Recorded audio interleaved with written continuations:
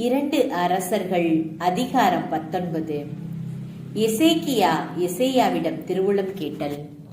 அரசர் எசேக்கியா இதை கேட்டு தம் ஆடைகளை கிழித்துவிட்டு சாக்கு உடை உடுத்திக்கொண்டு ஆண்டவரின் இல்லத்தினுள் நுழைந்தார்.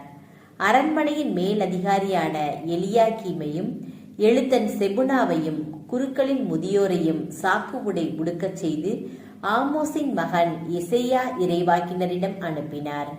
அவர்கள் அவரிடம், எசேக்கியா கூறுவது இதுவே: இன்று துன்பமும் கண்டனமும் அவமானமும் மிக்க நாள். பிள்ளைகளை பெற்றெடுக்க நேரம் வந்துவிட்டது. ஆனால் பெற்றெடுக்கவோ வலிமை இல்லை. வாழும் கடவுளை பழித்து இகழும்படி அசீரிய மன்னனாகிய தன் தலைவனால் அனுப்பப்பட்ட ரப்சாக்கே சொன்னவற்றையெல்லாம் உம் கடவுளாகிய ஆண்டவர் கேட்டிருப்பார். அச்சொற்களை முன்னிட்டு உம் கடவுளாகிய ஆண்டவர் அவனை தண்டிக்க வேண்டும். நீரோ இன்னும் இங்கு எஞ்சியிருப்போர்க்காக மன்றாடும் என்றனர். அரசர் எசேக்கியாவின் அலுவலர் எசேயாவிடம் வந்தபொழுது எசேயா அவர்களை நோக்கி, உங்கள் தலைவனிடம் இவ்வாறு சொல்லுங்கள்: ஆண்டவர் கூறுவது இதுவே: அசீரிய மன்னனின் கைகூலிகள் என்னை இகழ்ந்து சொன்ன வார்த்தைகளை கேட்டு அஞ்ச வேண்டாம். இதோ, நான் அவனிடம் ஓர் ஆவியை அனுப்புவேன். அவன் ஒரு வதந்தியை கேட்டு தன் நாட்டிற்கு திரும்பி போய்விடுவான். அவனது நாட்டில் வாளால் வெட்டுண்டு அவன் இறக்கும்படி செய்வேன் என்றார். அசீரியர் மீண்டும் அச்சுறுத்தல். அவ்வாறே அசீரிய மன்னன் லாக்கீஸை விட்டு வெளியேறிவிட்டான் என்று கேள்விப்பட்டு அங்கிருந்து கிளம்பிய ராப்சாக்கே தன் மன்னன் லிப்னாவுக்கு எதிராக போரிட்டு கொண்டிருப்பதை கண்டான்.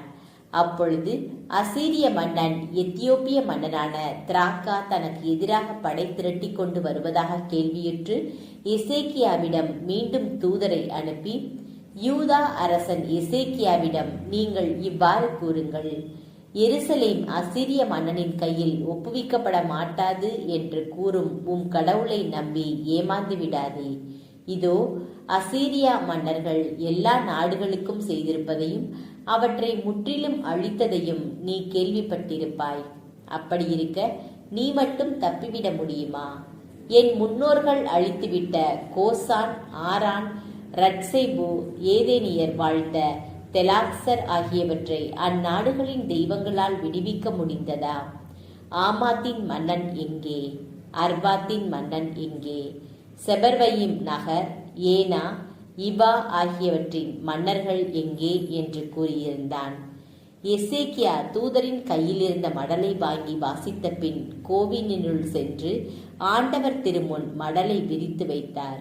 மேலும் எசேக்கியா ஆண்டவரை மன்றாடி கூறியது: கெருபுகள் மேல் வீற்றிருக்கும் இஸ்ரேலின் கடவுளான ஆண்டவரே, இவ்வுலகத்து அரசுகளுக்கெல்லாம் நீர் ஒருவரே கடவுள்.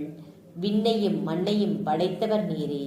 ஆண்டவரே, நீர் செவிசாய்த்து கேட்டருளும். ஆண்டவரே, உம் விழிகளை திறந்து என்னை நோக்கியருளும். தூது அனுப்பி என்றும் உள்ள கடவுளை பழித்துரைக்கும் சனகெரிபின் சொற்களை கேட்பீராக. ஆண்டவரே, அசீரிய மன்னர்கள் வேற்றினத்தாரையும் அவர்கள் நாடுகளையும் அழித்தது உண்மைதான். அவர்கள் வேற்றினத்தாரின் தெய்வ சிலைகளை நெருப்பிலிட்டு எரித்தனர். ஏனெனில் அவை உண்மை கடவுள் அல்ல, மரத்தாலும் கல்லாலும் மனிதன் செய்தவையே. எனவே அவற்றை அழிக்க முடிந்தது. எங்கள் கடவுளாகிய ஆண்டவரே, இப்பொழுது இவன் கையிலிருந்து எங்களை காத்தருளும். இதன் மூலம் நீர் ஒருவரே கடவுளாகிய ஆண்டவர் என்பதை உலகின் எல்லா அரசுகளும் அறிந்து கொள்ளும். எசையா எசேக்கியாவுக்கு விடுத்த செய்தி. அப்பொழுது ஆமோஸின் மகன் எசேயா எசேக்கியாவிடம் ஆளனுப்பி சொன்னது: இஸ்ரேலின் கடவுளாகிய ஆண்டவர் கூறுவது இதுவே: அசீரிய மன்னன் சனகெரிபை பற்றிய உன் வேண்டுதலை கேட்டேன். அவனுக்கு எதிராக ஆண்டவர் கூறிய வார்த்தை இதுவே: கன்னி மகள் சீயோன் உன்னை இகழ்கிறாள், உன்னை பார்த்து நகைக்கிறாள். மகள் எருசலேம் பின்னின்று தலையசைக்கிறாள். யாரை நீ பழித்து இகழ்ந்தாய்? யாருக்கு எதிராய் குரல் எழுப்பினாய்? யாரை நீ இருமாப்புடன் நோக்கினாய்? இஸ்ரேலின் புனிதமானவரை அன்றோ? நீ உன் தூதர் மூலம் என் தலைவரை பழித்துரைத்து எண்ணற்ற என் தேர்களோடு நான் மலையுச்சிக்கு லெபனோனின் சிகரங்களுக்கும் ஏறிச் சென்றேன். வானளாவிய கேதுரு மரங்களையும் அங்கு நின்ற உயர்ந்த தேவதாரு மரங்களையும் வெட்டினேன். அதன் காடுகளின் மிக அடர்ந்த பகுதியான கட எல்லை வரை சென்றேன். நான் அயல் நாடுகளில் கிணறு வெட்டி நீர் பருகினேன். எகிப்தின் நதிகளையெல்லாம் என் உள்ளங்கால்களினால் வற்றச் செய்தேன் என்றாய். நீ கேட்டதில்லையோ? நான் தான் பல நாள்களுக்கு முன்பே இதை முடிவு செய்தேன்.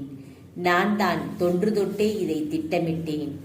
அரண்சூழ் நகர்களை பாழடைந்த கற்குவியலாக்க நீ ஆக்க வேண்டும் என்பதை இப்போது நான் தான் நிறைவேறச் செய்தேன். அவற்றின் குடிமக்கள் வலிமை இழந்து கலக்கமுற்று அவமானமடைந்தனர். வயல்வெளி புல் போலவும் கூரைகளில் முளைத்து வளரும் முன்னே பட்டு போகும் பச்சை பூண்டு போலவும் ஆயினர். நீ இருப்பதும் போவதும் வருவதும் எனக்கு தெரியும். எனக்கு எதிராக நீ பொங்கி எழுவதையும் நான் அறிவேன். நீ எனக்கு எதிராக பொங்கி எழுந்தாலும் உன் ஆணவம் என் செவிகளுக்கு எட்டி உள்ளதாலும் உன் மூக்கின் வளையத்தையும் உன் வாயில் கடிவாளத்தையும் போட்டு நீ வந்த வழியே உன்னை திருப்பி விரட்டுவேன். எசேக்கியா, இதோ உனக்கு ஓர் அடையாளம் தருகிறேன். தானாக விளைவதை நீ உண்பாய். அடுத்த ஆண்டு அதன் முளையிலிருந்து விளைவதை உண்பாய். ஆனால் 3ஆம் ஆண்டில் நீ விதைத்து அறுவடை செய்வாய். திராட்சை செடிகளை நட்டு அவற்றின் கனிகளை உண்பாய். யூதா வீட்டில் எஞ்சியவை எல்லாம் கீழே வேரூன்றி மேலே பயனளிக்கும். ஏனெனில் எஞ்சியோர் எருசலேமிலிருந்து வெளியேறுவர். உயிர் பிழைத்தோர் சீயோன் மலையினின்று புறப்படுவர். படைகளின் ஆண்டவரது ஆர்வமே இதை நிறைவேற்றும். ஆதலால் ஆண்டவர் அசீரிய மன்னரை குறித்து இவ்வாறு கூறுகிறார்: இந்நகருக்குள் அவன் நுழைய மாட்டான், அதில் அம்பு எய்ய மாட்டான், அதை எதிர்த்து கேடயத்துடன் வரமாட்டான், அதற்கு எதிராக முற்றுகைத்தளம் எழுப்ப மாட்டான். அவன் வந்த வழியே திரும்பி போவான், இந்நகருக்குள் நுழையவே மாட்டான் என்கிறார் ஆண்டவர். இந்நகரை நான் பாதுகாப்பேன். என் பொருட்டும் என் ஊழியன் தாவீதின் பொருட்டும் நான் அதை விடுவிப்பேன். அன்றிரவு ஆண்டவரின் தூதர் புறப்பட்டு சென்று அசீரியரின் பாளையத்தில் 180,000 பேரை கொன்றார்.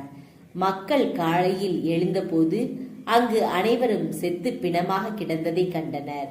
எனவே அசீரிய மன்னன் சனகெரிபு திரும்பிச் சென்று நினிவேயில் தங்கியிருந்தான்.